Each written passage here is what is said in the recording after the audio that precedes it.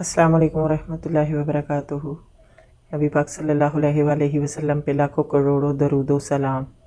اعوذ باللہ من الشیطان الرجیم، بسم اللہ الرحمن الرحیم۔ سورۃ آل عمران۔ بحیثیت رسول بنی اسرائیل کے پاس آیا تو اس نے کہا، میں تمہارے رب کی طرف سے تمہارے پاس نشانی لے کر آیا ہوں۔ میں تمہارے سامنے مٹی سے پرندے کی صورت کا ایک مجسمہ بناتا ہوں اور اس میں پھونک مارتا ہوں، وہ اللہ کے حکم سے پرندہ بن جاتا ہے۔ میں اللہ کے حکم سے مادرزاد، اندھے اور کوڑی کو اچھا کرتا ہوں اور مردے کو زندہ کرتا ہوں۔ میں تمہیں بتاتا ہوں کہ تم کیا کھاتے ہو اور کیا اپنے گھروں میں ذخیرہ کر کے رکھتے ہو۔ اس میں تمہارے لیے کافی نشانی ہے اگر تم ایمان لانے والے ہو، اور میں اس تعلیم و ہدایت کی تصدیق کرنے والا بن کر آیا ہوں جو تورات میں سے اس وقت میرے زمانے میں موجود ہے، اور اس لیے آیا ہوں کہ تمہارے لیے بعض ان چیزوں کو حلال کر دوں جو تم پر حرام کر دی گئی ہیں۔ دیکھو، میں تمہارے رب کی طرف سے تمہارے پاس نشانی لے کر آیا ہوں، لہٰذا اللہ سے ڈرو اور میری اطاعت کرو۔ اللہ میرا رب بھی ہے اور تمہارا رب بھی، لہٰذا تم اسی کی بندگی اختیار کرو، یہی سیدھا رستہ ہے۔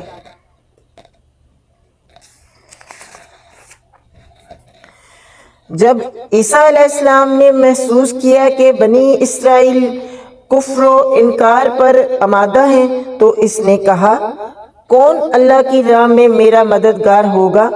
حواریوں نے جواب دیا، ہم اللہ کے مددگار ہیں، ہم اللہ پر ایمان لائے، گواہ رہو کہ ہم مسلم اللہ کے آگے سر اطاعت جھکا دینے والے ہیں۔ مالک، جو فرمان تو نے نازل کیا ہے ہم نے اسے مان لیا اور رسول کی پیروی قبول کی، ہمارا نام گواہی دینے والوں میں لکھ لے۔ پھر بنی اسرائیل مسیح کے خلاف خفیہ تدبیریں کرنے لگے۔ جواب میں اللہ نے بھی اپنی خفیہ تدبیر کی، اور ایسی تدبیروں میں اللہ سب سے بڑھ کر ہے۔ وہ اللہ کی خفیہ تدبیر ہی تھی جب اس نے کہا کہ اے عیسیٰ علیہ السلام، اب میں تجھے واپس لے لوں گا اور تجھ کو اپنی طرف اٹھا لوں گا، اور جنہوں نے تیرا انکار کیا ان سے، یعنی ان کی میت سے اور ان کے گندے ماحول میں ان کے ساتھ رہنے سے تجھے پاک کر دوں گا، اور تیری پیروی کرنے والوں کو قیامت تک ان لوگوں پر بالادست رکھوں گا جنہوں نے تیرا انکار کیا۔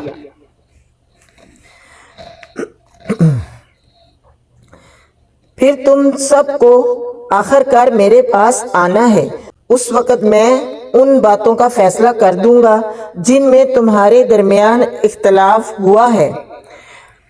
جن لوگوں نے کفر و انکار کی روش اختیار کی ہے انہیں دنیا اور آخرت دونوں میں سخت سزا دوں گا،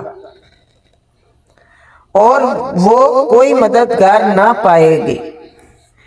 اور جنہوں نے ایمان اور نیک عملی اور رویہ اختیار کیا ان کے اجر پورے دے دیے جائیں گے، اور خوب جان لے کہ ظالموں سے اللہ ہرگز محبت نہیں کرتا۔ یہ آیات اور حکمت سے لبریز تذکرے ہیں جو ہم تمہیں سنا رہے ہیں۔ اللہ کے نزدیک عیسیٰ علیہ السلام کی مثال آدم علیہ السلام کی سی ہے کہ اللہ نے اسے مٹی سے پیدا کیا اور حکم دیا کہ ہو جا، تو وہ ہو گیا۔ یہ اصل حقیقت ہے جو تمہارے رب کی طرف سے بتائی جا رہی ہے، اور تم ان لوگوں میں شامل نہ ہو جو اور تم ان لوگوں میں شامل نہ ہو جو اس میں شک کرتے ہیں۔ یہ علم آ جانے کے بعد اب جو کوئی اس معاملے میں تم سے جھگڑا کرے تو اے محمد صلی اللہ علیہ وآلہ وسلم اس سے کہو کہ آؤ اور ہم اور تم خود بھی آ جائیں اور اپنے اپنے بال بچوں کو بھی لے آئیں اور اللہ سے دعا کریں کہ جو جھوٹا ہو اس پر اللہ کی لعنت ہو۔ یہ بالکل صحیح وقات ہے اور حقیقت یہ ہے کہ اللہ کے سوا کوئی خداوند نہیں ہے اور وہ اللہ ہی کی ہستی ہے جس کی طاقت سب سے بالا اور جس کی حکمت نظام عالم میں کار فرما ہے۔ پس اگر یہ لوگ اس شرط پر مقابلے میں آنے سے منہ موڑے تو ان کا مقصد ہونا صاف کھل جائے گا اور اللہ تو مفسدوں کے حال سے واقف ہے۔ کہو اے اہل کتاب آؤ ایک ایسی بات کی طرف جو ہمارے اور تمہارے درمیان یکساں ہے، یہ کہ ہم اللہ کے سوا کسی کی بندگی نہ کریں، اس کے ساتھ کسی کو شریک نہ ٹھہرائیں اور ہم سے کوئی اللہ کے سوا کسی کو اپنا رب نہ بنا لے۔ اس دعوت کو قبول کرنے سے اگر وہ منہ موڑے تو صاف کہہ دو کہ گواہ رہو ہم تو مسلم صرف اللہ کی بندگی اور اطاعت کرنے والے ہیں۔ اے اہل کتاب تم ابراہیم علیہ السلام کے بارے میں ہم سے کیوں جھگڑا کرتے ہو؟ تورات اور انجیل تو ابراہیم علیہ السلام کے بعد ہی نازل ہوئی ہے، پھر کیا تم اتنی بات بھی نہیں سمجھتے؟ تم لوگ جن چیزوں کا علم رکھتے ہو ان میں تو خوب بحثیں کر چکے، اب ان معاملات میں کیوں بحث کرنے چلے ہو جن کا تمہارے پاس کچھ بھی علم نہیں؟ اللہ جانتا ہے تم نہیں جانتے۔ ابراہیم علیہ السلام نہ یہودی تھے نہ عیسائی، بلکہ وہ تو ایک مسلم یکسو تھا اور وہ ہرگز مشرکوں میں سے نہ تھا۔ ابراہیم علیہ السلام سے نسبت رکھنے والا سب سے زیادہ حق اگر کسی کو پہنچتا ہے تو ان لوگوں کو پہنچتا ہے جنہوں نے اس کی پیروی کی، اور اب یہ نبی صلی اللہ علیہ وآلہ وسلم کو اور اس کے ماننے والے اس نسبت کے زیادہ حقدار ہیں۔ اللہ صرف انہی کا حامی و مددگار ہے جو ایمان رکھتے ہوں۔ اے ایمان لانے والوں، اہل کتاب میں سے ایک گروہ چاہتا ہے کہ کسی طرح تمہیں راہ راست سے ہٹا دے، حالانکہ در حقیقت وہ اپنے سوا کسی کو گمراہی میں نہیں ڈال رہے ہیں مگر انہیں اس کا شعور نہیں ہے۔ اہل کتاب کیوں اللہ کی آیات کا انکار کرتے ہو حالانکہ تم خود ان کا مشاہدہ کر رہے ہو؟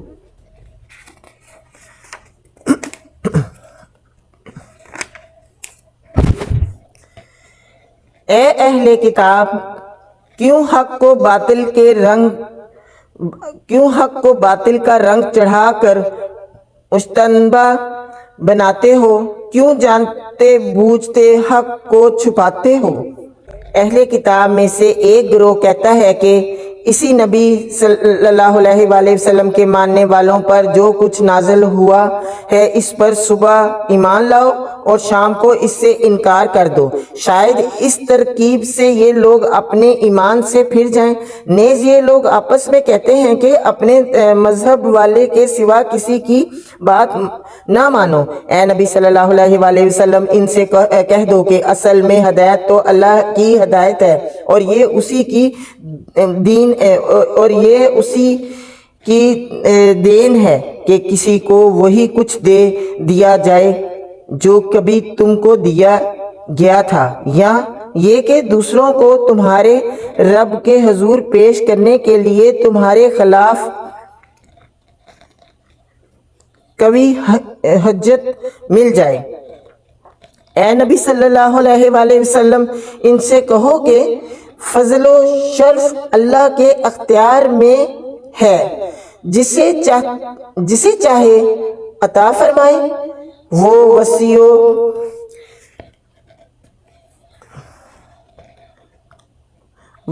وسیع النظر ہے اور سب کچھ جانتا ہے، اپنی رحمت کے لیے جس کو چاہتا ہے مخصوص کر لیتا ہے، اور اس کا فضل بہت بڑا ہے۔ اہل کتاب میں کوئی تو ایسا ہے کہ اگر تم اس کے اعتماد پر مال و دولت کا ایک ڈھیر بھی دے دو تو وہ تمہارا مال تمہیں ادا کر دے گا، اور کسی کا حال یہ ہے کہ اگر تم ایک دینار کے معاملے میں بھی اس پر بھروسہ کرو تو وہ ادا نہ کرے گا۔ اعلانیہ یہ کہ تم اس کے سر پر سوار ہو جاؤ۔ ان کی اس اخلاقی حالت کا سبب یہ ہے کہ وہ کہتے ہیں امیوں غیر یہودی لوگوں کے معاملے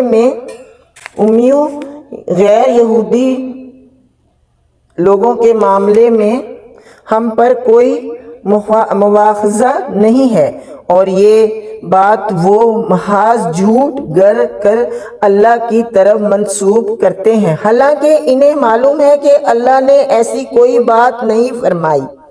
آخر کیوں ان سے باز پرست نہ ہوگی؟ جو بھی اپنے عہد کو پورا کرے گا اور برائی سے بچ کر رہے گا وہ اللہ کا محبوب بنے گا،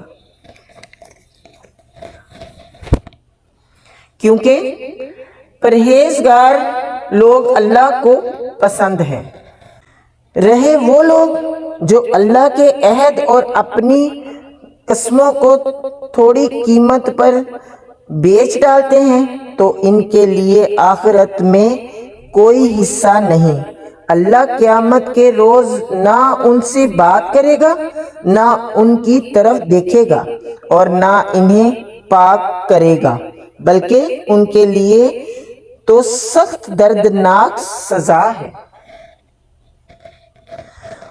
ان میں کچھ لوگ ایسے ہیں جو کتاب پڑھتے ہوئے اس طرح زبان کا الٹ پھیر کرتے ہیں کہ تم سمجھو جو کچھ وہ پڑھ رہے ہیں وہ کتاب ہی کی عبادت ہے، حالانکہ وہ کتاب کی عبادت نہیں ہوتی۔ وہ کہتے ہیں کہ یہ جو کچھ ہم پڑھ رہے ہیں یہ اللہ کی طرف سے ہے، حالانکہ وہ اللہ کی طرف سے نہیں ہوتا۔ وہ جان بوجھ کر جھوٹ بات اللہ کی طرف منسوب کر دیتے ہیں۔ کسی انسان کا یہ کام نہیں ہے کہ اللہ تو اس کو کتاب اور نبوت عطا فرمائے اور وہ لوگوں سے کہے کہ اللہ کے بجائے تم میرے بندے بن جاؤ۔ وہ تو یہی کہے گا کہ سچے ربانی بنو، جیسا کہ اس کتاب کی تعلیم کا تقاضا ہے جسے تم پڑھتے ہو اور پڑھاتے ہو۔ وہ تم سے ہرگز یہ نہ کہے گا کہ فرشتوں کو یا پیغمبروں کو اپنا رب بنا لو۔ کیا یہ ممکن ہے کہ ایک نبی تمہیں کفر کا حکم دے جبکہ تم مسلم ہو؟ یاد کرو اللہ نے پیغمبروں سے عہد لیا تھا کہ آج ہم نے تمہیں کتاب اور حکمت و دانش سے نوازا ہے۔ کل اگر دوسرا رسول تمہارے پاس اسی تعلیم کی تصدیق کرتا ہوا آئے جو پہلے سے تمہارے پاس موجود ہے تو تم کو اس پر ایمان لانا ہوگا اور اس کی مدد کرنی ہوگی۔ یہ ارشاد فرما کر اللہ نے پوچھا کیا تم اس کا اقرار کرتے ہو اور اس پر میری طرف سے عہد کی بھاری ذمہ داری اٹھاتے ہو؟ انہوں نے کہا ہاں ہم اقرار کرتے ہیں۔